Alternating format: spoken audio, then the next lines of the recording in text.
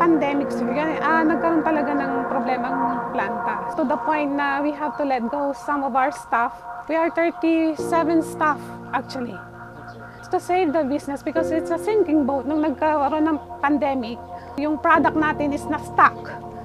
Nandyan lang sa cold storage, hindi makalabas. We have a problem in transpo and marketing, hindi tulad nung wala pang pandemic.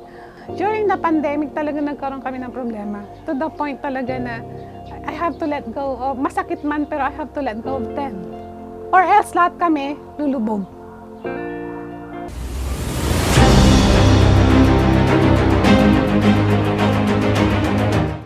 Hello mga kabaluyan! Welcome to JB's Aqua Farm. Ako po si Julie Benafe, Operations Manager ng JB's Aqua Farm.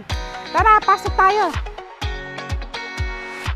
Mula sa isang community-based family business na itinayo ng isang simpleng may bahay noong 1989 para maitaguyod ang 13 anak at mga kababaihan sa kanilang barangay sa Binmalay, Pangasinan.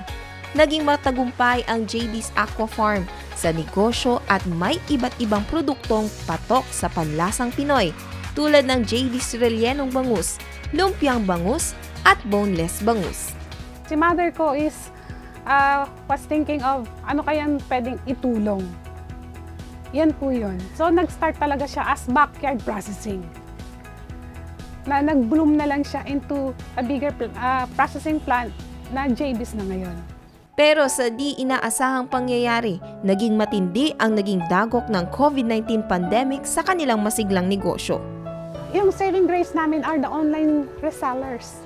Yung sa provincial government na kinukuha nila yung product namin dito, binebenta nila on different municipality here in Pangasinan. Yun po talaga ang tumulong sa amin. So doon din nakilala yung JB's ng Pangasinan. Because of them, kasi sila po yung nagpupunta ng different municipality. So doon nila dinidistribute yung mga products din namin. So thankful din po kami sa provincial government. Support our producers here in the province. Ito po ay para sa ating mga kababayan. Ito po ay para sa ating lahat. Again, kurong kupadsi kayo agagik, and especially to the whole province of Pangasinan. We support each other, we support our province. Sabi ko nga po, sa ating pong disiplina at pagkakaisa, malalampasan po natin ito. Papakita ko sa inyo kung saan unang mag-start yung process namin. Dito nire-receive namin yung aming mga bangus, tilapia, o mga isda na kailangan namin i-process. Dito, sinusort sila. Sinusort, sizing, then kinikilo sila. After dito, ipapasok na siya sa processing. Okay, dito naman yung susunod na process namin, which is the splitting. Dito nililinisan, inaalis yung mga laman loob ng bangus. Plus, kung ibebeli siya, inaalisan din siya ng ulo at mga buntot. So, makikita niya nandito yung mga staff namin doing the process na pag-split at paglilinis ng bangus. Pagpasok ng bangus sa conveyor, nakikita niya na marami pa rin bangus sa may conveyor. Pinaprocess nila dito. Yung una, dinidebone nila. Yung mga, makikita niyo yung mga walang ulo dito is for belly. Yan ang gagawin namin belly.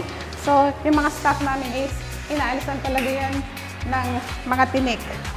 Yung marinated bangus namin is ready for marination. So, nire-ready na nila yan. Ang last stage ng production namin, which is dito na pinapak yung mga product namin. So as you can see, may mga napak na sila at may ongoing na pinapak sila.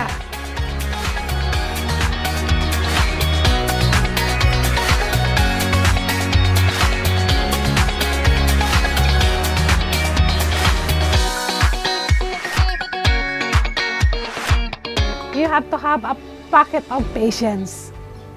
Sa business, we expect big profits. That's lahat naman tayo. We expect big profit. But lagi natin isa-isip na we should start small to go bigger. Ang JB's Aqua Farm and Seafood Products ay isa lamang sa mga micro-enterprises sa Pangasinan na natulungan ng PYPP na maipasa sa mga mamimili ang kanilang produkto kung kaya nagpapatuloy ang kanilang produksyon. Bukod pa rito ay lumawak na din ang kanilang merkado dahil sa nakilala na ang kanilang produkto sa iba't ibang bahagi ng lalawigan. Dahil sa patuloy na pag-iikot ng PYPP, sumisigla din ang ekonomiya ng Pangasinan.